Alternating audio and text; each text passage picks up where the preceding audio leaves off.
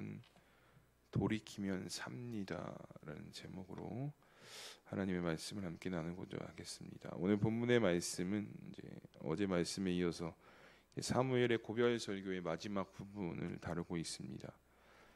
오늘 말씀에서도 여전히 사무엘이 계속해서 강조하고 있는 것은 하나님을 버린 것이 얼마나 큰 죄악인지를 다시금 말씀 속에 강조를 하는데, 본문 17절에 이렇게 말씀하죠. 오늘은 밀 베는 때가 아니냐, 내가 여호와께 아뢰리니 여호와께서 우레와 비를 보내사 너희가 왕을 구한 일 곧 여호와의 목전에서 범한 죄악이 큼을 너에게 밝히 알게 하시리라. 아멘. 이 계속적으로 반복해서 사무엘이 강조합니다. 왕을 달라는 그 순간부터 왕이 세워진 순간까지 사무엘이 강조하는 것이 너희가 하나님을 버린 것이 죄악이다, 왕을 구한 것이 죄악이다, 계속해서 강조를 하죠. 어떻게 보면 이제 사무엘서를 읽는 독자들에게는 약간 좀 지루하게 느껴질 수도 있는 부분이기도 합니다. 계속해서 똑같은 말을 지금 반복을 하고 있기 때문이죠. 그런데 이제 사실 사무엘이 이제 계속해서 하나님을 버렸다라는 이야기를 반복하고 또 반복하는 이유는 그들을 책망하기 위함보다는 그들이 죄악을 깨닫고 돌이키기를 원하는 마음이 그 메시지 안에 담겨 있다는 것을 우리가 확인을 할 수 있게 됩니다. 그렇게 해서 계속해서 강조를 하는 거예요. 돌아와라, 돌아와라.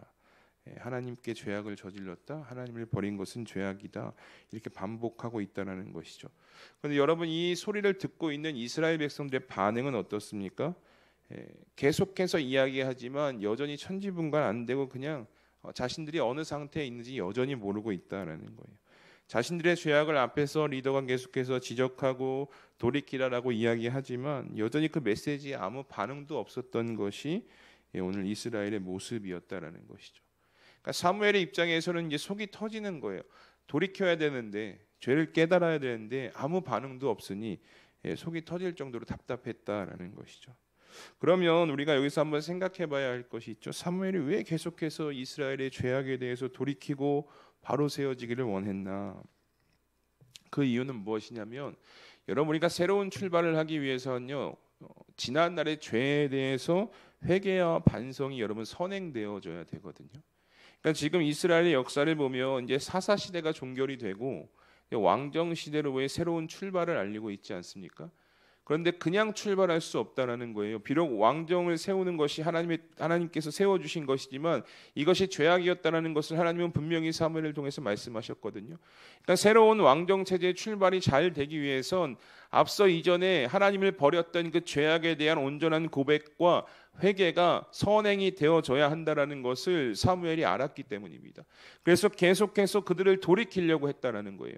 독자의 입장에서는 사무엘이 또 저런 이야기하고 있네, 왜 또 저렇게 반복하고 있을까라고 생각이 되어지지만, 사무엘의 입장에서는 이들이 이 죄를 회개하지 않으면, 이 죄악을 고백하지 않으면 왕정 체제가 출발부터 무너질 것을 알았기 때문에 그렇게 해서 오늘 본문에서도 계속해서 돌이켜야 된다, 너희가 하나님을 버린 것은 죄악이다, 이 사실을 강조하고 있다는 것이죠. 그런데 여러분, 이스라엘의 반응이 신통치가 않아요. 듣는 둥 마는 둥 죄악을 깨닫고 돌이키려는 이 사무엘의 마음과는 별개로 그들은 그렇게 중요하지 않게 여겼다라는 것입니다. 그러니까 사무엘이 보기에 더 이상 두고 볼 수가 없었다라는 거예요. 그래서 오늘 백성들에게 16절과 17절에 이렇게 선포하는 것을 보게 됩니다. 우리 함께 16절 17절 읽어보도록 하겠습니다. 시작. 너희는 이제 가만히 있어서 여호와께서 너희 목전에서 행하시는 이 큰 일을 보라. 오늘은 밀 베는 때가 아니냐, 내가 여호와께 아뢰리니 여호와께서 우레와 비를 보내사 너희가 왕을 구한 일 곧 여호와의 목전에서 범한 죄악이 큼을 너희에게 밝히 알게 하시리라. 아멘. 여러분, 이 사무엘이 16절에 이렇게 고백합니다. 너희는 이제 가만히 서서 여호와께서 너희 목전에서 행하시는 이 큰 일을 보라라고 선포합니다. 그러니까 무엇인가 하나님을 통해서 이 일을 하겠다라는 선포인 거예요.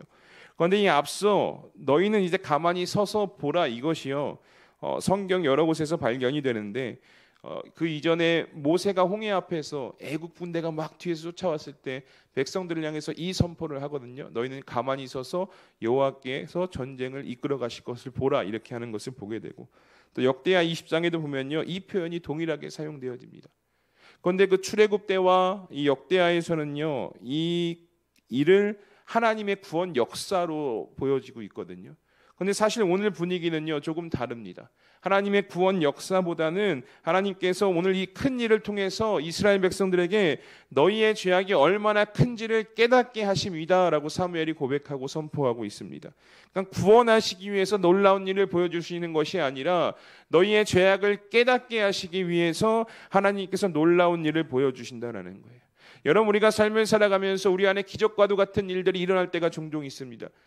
그 어떤 일은 하나님께서 구원을 선포하시기 위해서, 우리를 구원으로 이끄시기 위해서 행하시는 일들이기도 하지만, 때로는 우리의 죄악을 밝히 드러내시기 위해서도 행하시는 일이 있다라는 것을 우리가 오늘 본문 말씀을 통해서 고백하실 수 있어야 한다라는 것입니다. 여러분, 이들이요, 계속 사무엘이 선포하지만 듣지 않았거든요. 그러니까 방법이 없는 거예요. 그래서 17절에 하나님께서 놀라운 일을 선포하셨는데 바로 그것이 무엇이냐? 우레와 비를 내리셨다라고 성경에 말씀합니다. 이 우레와 비는 천둥, 이제 폭우를 뜻하는데, 이 고대 시대에서는 이 우레 천둥이요, 어떤 신의 임재와 음성을 이제 뜻한다라고 이야기합니다. 그러니까 오늘 사무엘의 기도를 통해서 하나님께서 이스라엘 백성들이 모여 있는 그 자리에 큰 우레와 폭우를 내리셨다라는 거예요. 그리고 그 백성들이 그 반응을 보고 어떻게 고백하고 있느냐? 18절 후반절에 이렇게 말씀합니다. 모든 백성이 여호와와 사무엘을 크게 두려워하였다라고 말씀하죠.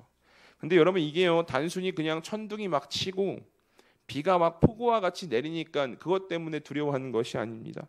이 우레와 이 폭우가 언제 내렸냐? 성경을 보니까 이렇게 고백하거든요. 밀 베는 때에 이 우레와 폭우가 내렸다라고 이야기합니다. 이 밀 베는 때는요, 이 팔레스타인 지방에서 보통 5월과 6월쯤에 이 일이 행해지는데, 이때는 건기입니다. 건기.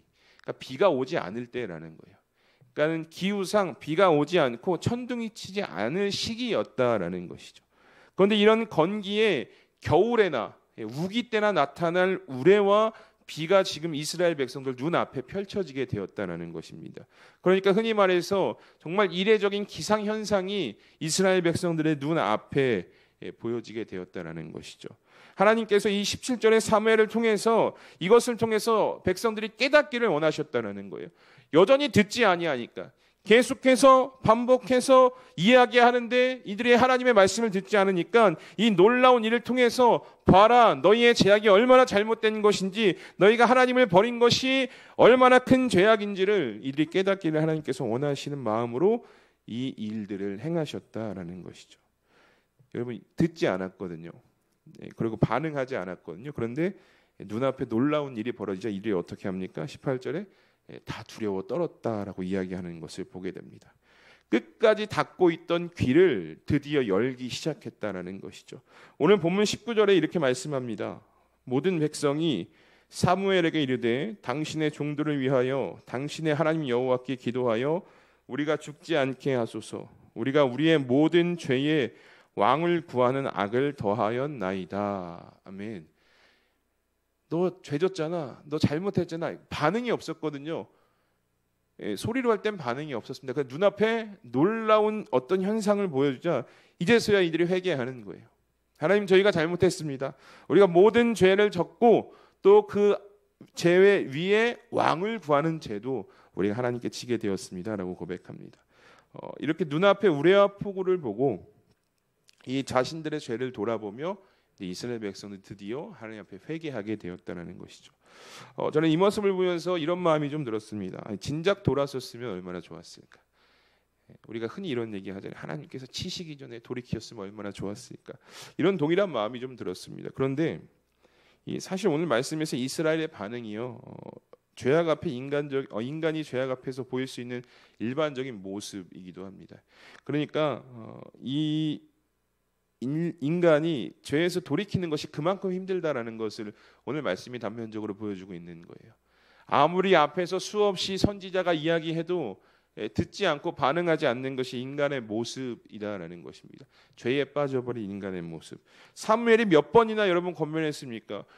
사무엘상을 지금 함께 나누고 있는 저희들도 또 사무엘이 이 얘기하고 있네라고 느낄 정도로 사무엘이 계속해서 이야기하거든요. 너희 그 죄야. 하나님 버린 거 잘못된 거야. 그런데 반응하지 않았거든요. 이게 인간의 죄악 앞에서 인간의 일반적인 모습이다라는 것이죠. 그런데 여기서 놀라운 사실은 무엇이냐? 하나님께서 움직이시니까 해결이 된다라는 거예요. 사무엘이 아무리 이야기해도 안 됐는데 하나님이 딱 한번 움직이시니까 그 일들이 그 죄악으로 단단히 굳어졌던 돌과 같은 마음이 한순간에 깨져버린다는 것을 우리는 오늘 말씀을 통해서 고백할 수 있게 된다는 것이죠. 여러분, 우리가 신앙생활을 하다가요, 이렇게 마음이 굳어갈 때가 있어요. 물론 그러시면 안 되겠지만 그럴 때가 있다라는 거예요. 왜냐, 우리는 인간이기 때문에, 연약한 죄인이기 때문에 우리의 마음이 막 굳어져 갈 때가 있는 거예요. 하나님의 말씀이 들리지 않고 교회 나와서 예배드리는 것이 힘들고 이런 마음이 우리 가운데 생길 때가 있다는 것이죠. 그러면 그럴 때 우리가 어떻게 해야 되느냐? 그래도 하나님 앞에 나오셔야 한다는 것이죠. 내 마음이 굳어져 가면 하나님 앞에 나오는 것도 쉽지가 않습니다. 교회를 멀리하고 싶어요. 그래도 그 방법은 하나님밖에 없는 거예요.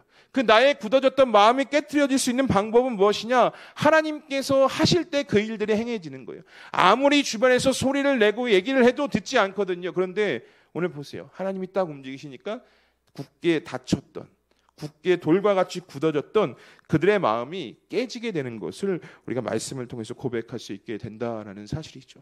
그러니까 여러분, 그러시면 안 되겠지만 신앙생활을 하시다가 내 마음이 하나님의 말씀이 들리지 않고 교회 나오는 것이 어려워지고 내 마음이 돌과 같이 굳어가는 그 순간이 더 하나님 앞에 나와야 될 때임을 믿음으로 고백하시는 우리 성도님들이 되시기를 주님의 이름으로 축복합니다. 그리고 또 하나 우리가 기억해야 될 것은 무엇이냐? 하나님이 움직이셨잖아요.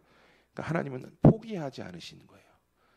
하나님은 포기하지 않고 끝까지 이스라엘 백성들을 붙들고 계신 거예요. 이 우레와 포구를 보여주시면서까지 그들을 돌이키고 싶어 하시는 것이 하나님의 마음이었다라는 것이죠.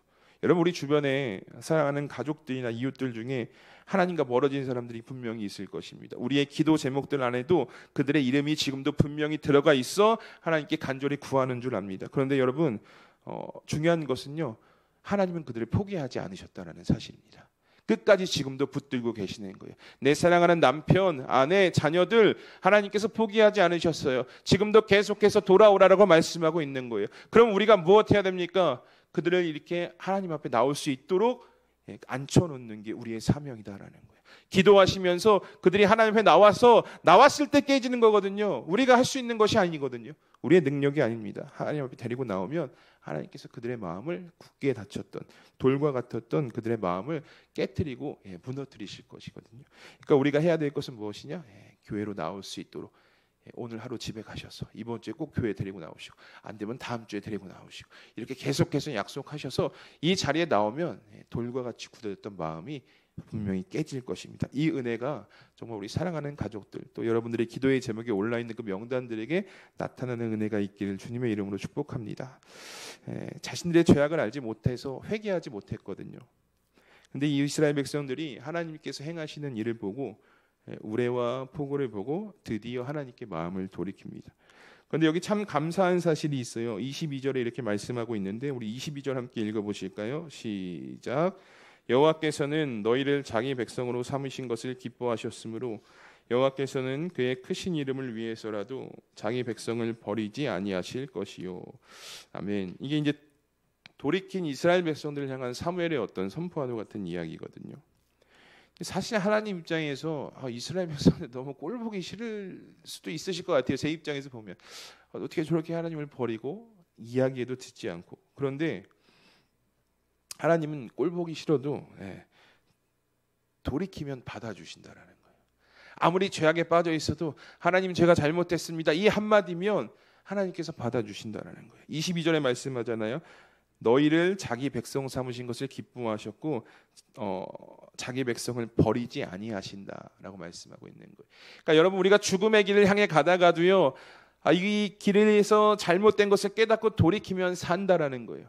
우리가 잘못된 길에서 등을 돌리는 순간 하나님께서 두 팔 벌려 우리를 맞이하고 계신다라는 것이죠. 지금 사무엘도 이 얘기를 하고 있는 거예요. 그런데 이게 사무엘이 막 이스라엘 백성들을 향해서 막 듣기 좋은 소리로 자기 어떤 생각으로 이야기하고 있는 것이 아니라 이것이 하나님의 마음이었다라는 거죠. 백성들을 향한, 오늘날 성도들을 향한, 오늘날 믿음에 의해서 이탈한 자들을 향한 하나님의 마음이다라는 것이죠. 여러분 우리 하나님은요 죄를 깨닫고 인정하고 회개하면 그 깨어졌던 하나님의 관계를요 단번에 회복시키십니다. 그래서 죄를 깨닫고 회개하는 과정이 그리스도인으로 살아가는 우리에게 굉장히 중요하다라는 것이 오늘 말씀을 통해서 우리에게 보여주고 있는 것입니다. 돌이키기만 하면 살 수 있다. 이 믿음으로 살아가셔야 한다는 것이죠. 지금 혹시 우리가 물론 그러시면 안 되겠지만 하나님보다 더 사랑하고 하나님보다 더 의지하는 것으로 인해 하나님과의 관계에 혹시 문제가 있으십니까? 혹 하나님과의 관계에 문제가 있음에도 불구하고 너무나 멀어져서 오늘 이스라엘 백성처럼 모르고 계시지는 않으십니까? 그런데 하나님은요 오늘도 그 자리에서 여러분들을 기다리고 계시는 거예요. 언제 돌이킬까? 언제 돌아올까? 언제 나를 마주볼까? 그러면 마주보는 그 순간, 돌이키는 그 순간 죽어가는 길에서 생명의 길로 인도하실 것이고요. 또 두 팔 벌려 우리를 환영해 주실 것이다라는 것을 오늘 말씀을 통해서 우리에게 하나님께서는 전해 주십니다. 여러분 이 이스라엘 백성들이요 이렇게 하나님 앞에 회개합니다. 하나님 앞에 회개하고 돌아오자 이제 사무엘은 이들이 어떻게 이제 왕정 체제를 이어나가야 되는지 그 권면의 메시지로 오늘 말씀을 마치게 되는데 오늘 마지막 24절을 우리 함께 읽어보도록 하겠습니다. 24절입니다. 시작.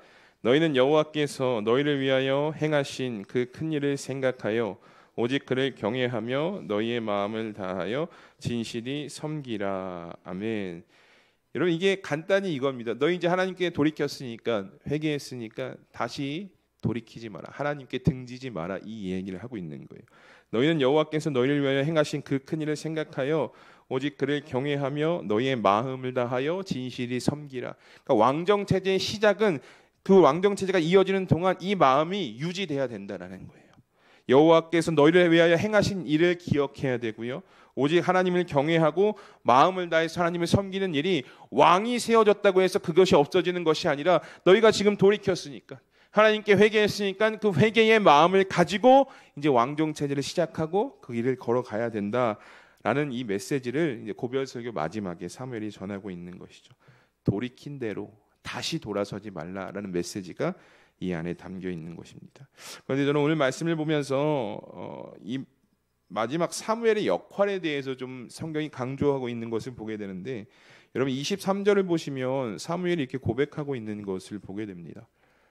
나는 너희를 위하여 기도하기를 쉬는 죄를 여호와 앞에 결단코 범하지 아니하고 선하고 의로운 길을 너에게 가르칠 것인즉 아멘 이렇게 말씀하고 있거든요.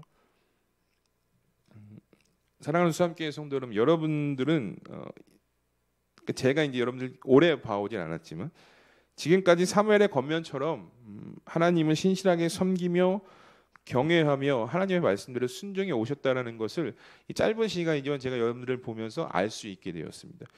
그 헌신이 있었기 때문에 지금 이 교회가 이렇게 서갈 수 있었던 거거든요. 근데 중요한 것은 우리의 다음 아닙니까? 다음 이 교회의 다음 세대. 오늘날 수많은 한국교회가 이 부분에 대해서 굉장히 많이 걱정을 합니다. 다음을 어떻게 세워가야 되지? 항상 그래서 다음 세대 이렇게 이야기를 합니다.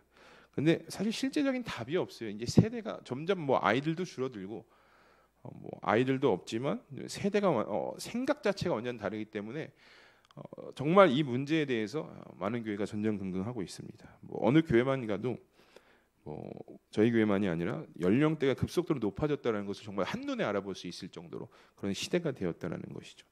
저는 이게 누구의 잘잘못을 가리자 이런 말씀으로 이걸 드리는 것이 아니라 그저 오늘날 처한 이 한국교회의 현실과 오늘 이 사무엘의 결단의 고백이 함께 어우러지고 공유되면 그 문제에 대한 답이 있지 않을까라는 어떤 은혜를 좀 경험하게 되었습니다.